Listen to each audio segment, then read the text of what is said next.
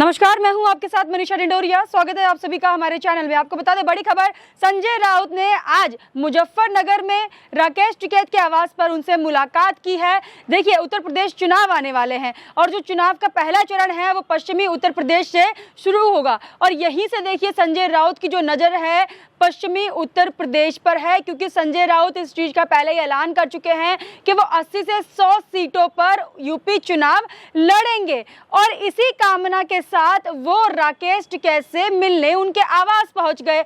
आज उनके आवास राकेश टिकैत के यहाँ पहुंचे हैं संजय राउत। उनसे मिलकर उन्होंने चुनाव पर बातचीत की है, क्योंकि संजय राउत का ये मानना है कि राकेश टिकैत जो है पश्चिमी उत्तर प्रदेश के लोगों को अपनी तरफ आकर्षित कर सकते हैं, क्योंकि ये जो किसान आंदोलन चला था, ये किसान आंदोलन की जो शुरुआत थी वो पश्चिमी उत्तर प्रदेश से ही हुई थी, जो कि राकेश टिकैत का गढ़ भी है और राकेश टिकैत हमेशा ही एक पॉपुलर फेस रहे हैं इस किसान आंदोलन का, चाहे उनका रोना हो, हंसना हो या फिर राकेश टिकैत द्वारा दिए हुए विवादित बयान जो कि हमेशा से ही चर्चा में रहे हैं इस किसान आंदोलन के दौरान ही। और संजय राउत वहीं जब राकेश टिकैत रोए थे तो उनसे मिलने पहुंचे भी थे गाजीपुर बॉर्डर और वहीं पहुंचकर उन्होंने राकेश टिकैत से मुलाकात की और आंदोलन को आगे बढ़ाने की सलाह दी थी। वहीं अब संजय राउत की जो उम्मीदें हैं उत्तर प्रदेश चुनाव को लेकर वो राकेश टिकैत के साथ जुड़ गई है, क्योंकि संजय राउत का ये मानना है कि अगर वो राकेश टिकैत को अपने पाले में कर लेंगे तो हो सकता है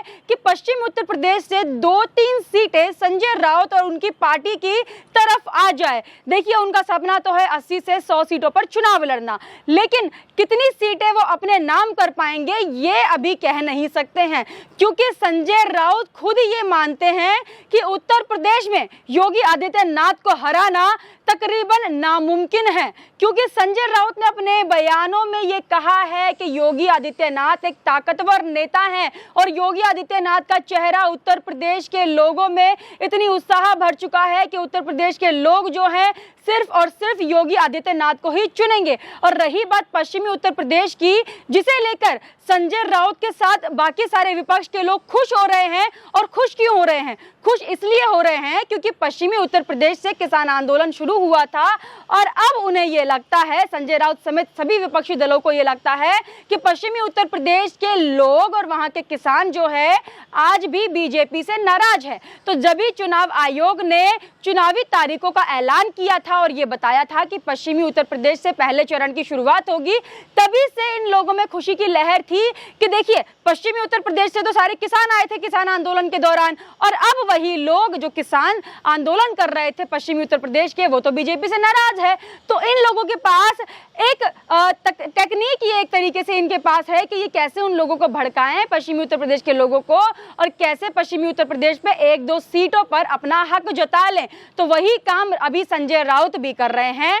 संजय राउत पश्चिमी उत्तर प्रदेश में चुनाव लड़ेंगे और चुनाव लड़ने के साथ ही वो राकेश टिकैत को अपना एक स्ट्रॉन्ग कैंडिडेट बनाकर सामने लाना चाहते हैं। हालांकि संजय राउत ने यह भी कहा है कि राकेश टिकैत और भारतीय किसान यूनियन जो है कोई भी राजनीतिक चेहरा नहीं बनना चाहते हैं। भारतीय किसान यूनियन अपने आप को राजनीति में नहीं लाना चाहती है। इस पर उनकी चर्चा राकेश टिकैत से हुई भी थी और इसी पर उन्होंने कहा कि मैं राकेश टिकैत से एक बार फिर मुलाकात करूंगा और उन्हें मनाने की कोशिश करूंगा और उनसे ये कहने की कोशिश करूंगा कि राकेश टिकैत हो सके तो उनके साथ चुनाव लड़ें पश्चिमी उत्तर प्रदेश से, क्योंकि संजय राउत की ये गलतफहमी है कि पश्चिमी उत्तर प्रदेश के लोग राकेश टिकैत के चेहरे पर शिवसेना को वोट देंगे। वो शिवसेना जो महाराष्ट्र में बीजेपी के दम पर जीत हासिल करके अपनी सरकार बनाए बैठी है, वो शिवसेना अब सोच रही है कि राकेश टिकैत जिन पर कई सारे भड़काऊ बयान देने का आरोप है और कई बार भड़काऊ बयान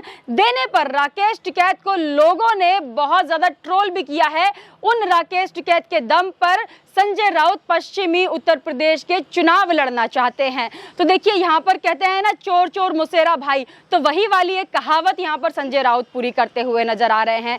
देखिए, आज मुजफ्फरनगर राकेश टिकैत के आवास पर पहुंच गए संजय राउत, उनसे बातचीत की। उन्होंने अपने इंटरव्यूज में बताया है कि राकेश टिकैत को कैसी भी करके वो मनाने की पूरी कोशिश करेंगे। तो इसी कोशिश के साथ वो राकेश टिकैत के घर पहुंचे, उनसे बातचीत की, उन्हें चुनाव लड़ने के लिए मनाया होगा, क्योंकि संजय राउत चाहते हैं कि राकेश टिकैत उनकी पार्टी में आए और उनकी तरफ से एक चुनावी फेस बने पश्चिमी उत्तर प्रदेश से, जिससे कि उन्हें पश्चिमी उत्तर प्रदेश में 1-2 सीटें मिल जाए। देखिए, यही नहीं, शिवसेना के जो नेता हैं संजय राउत, उन्होंने बहुत ही बड़ी बड़ी बातें की है और साथ ही वो कह रहे हैं कि उत्तर प्रदेश में वो चुनाव लड़ेंगे, लेकिन इसका मतलब ये नहीं कि वो बीजेपी के खिलाफ लड़ रहे हैं। संजय राउत ये कहते हैं कि मैं बीजेपी के खिलाफ नहीं लड़ रहा हूं, मैं अपनी पार्टी के लिए लड़ रहा हूं। और जब रिपोर्टर्स उनसे पूछते हैं कि योगी आदित्यनाथ तो अयोध्या से लड़ रहे हैं, मथुरा से नहीं लड़ रहे हैं, तो संजय राउत बोलते हैं कि मथुरा से तो हम लड़ेंगे। तो संजय राउत ये मानते हैं कि अगर मथुरा से लड़ेंगे तो वो जीत जाएंगे। और साथ ही संजय राउत ने यह भी कहा था कि बीजेपी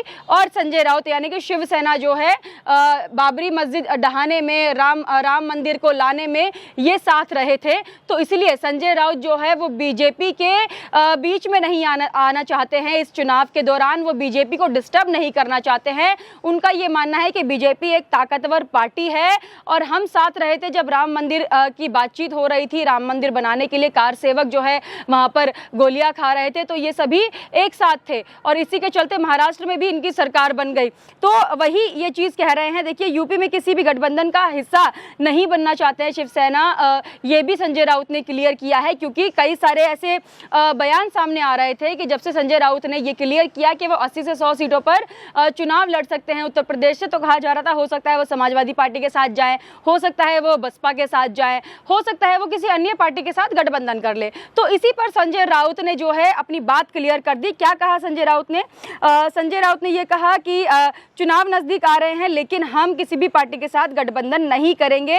शिवसेना यूपी में किसी भी गठबंधन का हिस्सा नहीं है, ये कहना है संजय राउत का।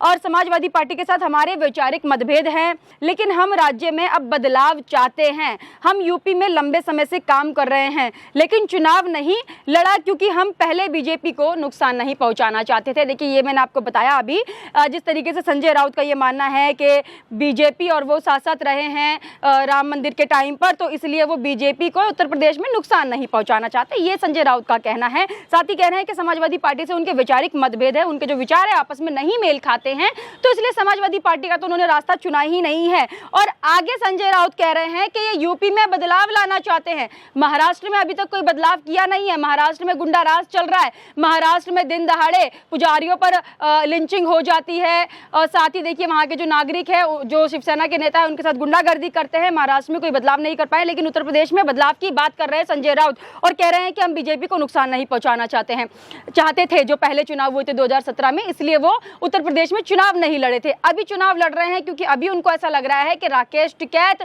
से उनकी अच्छी बोलचाल हो चुकी है और राकेश टिकैत के साथ मिलकर हो सकता है वो पश्चिमी उत्तर प्रदेश से कुछ सीटें अपने नाम कर ले। तो यहाँ पर कॉन्फिडेंस उनके अंदर जो आ रहा है वो सिर्फ और सिर्फ राकेश टिकैत के नाम पर आ रहा है, क्योंकि जैसे पहले उन्हें लगा था कि उत्तर प्रदेश चुनाव अगर लड़ेंगे बीजेपी के सामने तो हार जाएंगे, इसलिए अभी भी वो डर रहे थे बीजेपी से कि बीजेपी इतनी स्ट्रांग पार्टी बन चुकी है उत्तर प्रदेश में। योगी आदित्यनाथ का जो चेहरा है वो काफी मशहूर है, पॉपुलर है उत्तर प्रदेश के अंदर और जनता चाहती है योगी आदित्यनाथ को ही उत्तर प्रदेश में वापस लाना। तो इसलिए जो डर है, जो बौखलाहट है संजय राउत के अंदर, वो भी देखी जा रही है।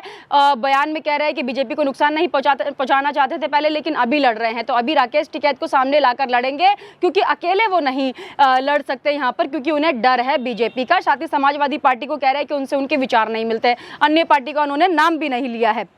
यूपी में परिवर्तन की बात पर संजय राउत ने क्या कहा? यूपी में परिवर्तन की बात पर कह रहे हैं, मैं पश्चिम यूपी जा रहा हूं, वहां किसान नेता राकेश टिकैत से मिलूंगा और जानकारी लूंगा कि वो चाहते हैं कि चुनाव लड़ना, अगर चाहते हैं तो हमारे साथ आकर लड़ सकते हैं और हमें किसानों का आशीर्वाद चाहिए। तो देखिए, दाव यहाँ पर ये खेले जा रहे हैं किसान आंदोलन से कनेक्ट करके, क्योंकि किसान आंदोलन जब से हुआ था तभी ये विपक्षी लोग जो हैं एक एक करके राकेश टिकैत के पास पहुंच रहे थे, वहां पर जाकर उन्हें भड़काने का काम कर रहे थे, वहां पर जाकर उन्हें ये समझाने का काम कर रहे थे कि कैसे भी करके किसानों को भड़काइए इन 3 कानूनों के खिलाफ, और 3 कानूनों के खिलाफ किसान आवाज उठाएगा तो हम लोग आपको फंडिंग देंगे।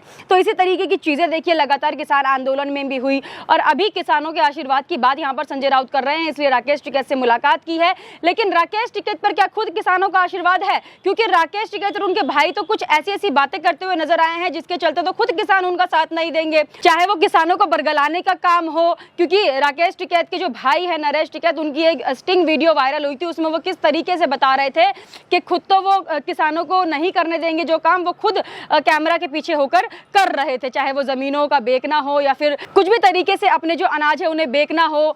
ये सब चीजें स्टिंग ऑपरेशन में नरेश टिकैत बोलते हुए नजर आए थे, लेकिन उसी चीजों पर ये किसानों को भड़का रहे थे किसान आंदोलन में बिठाकर। तो संजय राउत को बहुत बड़ी गलतफहमी है कि राकेश टिकैत के जरिए उन्हें किसानों का आशीर्वाद मिल जाएगा। तो किसानों के आशीर्वाद के लिए राकेश टिकैत से मिले हैं।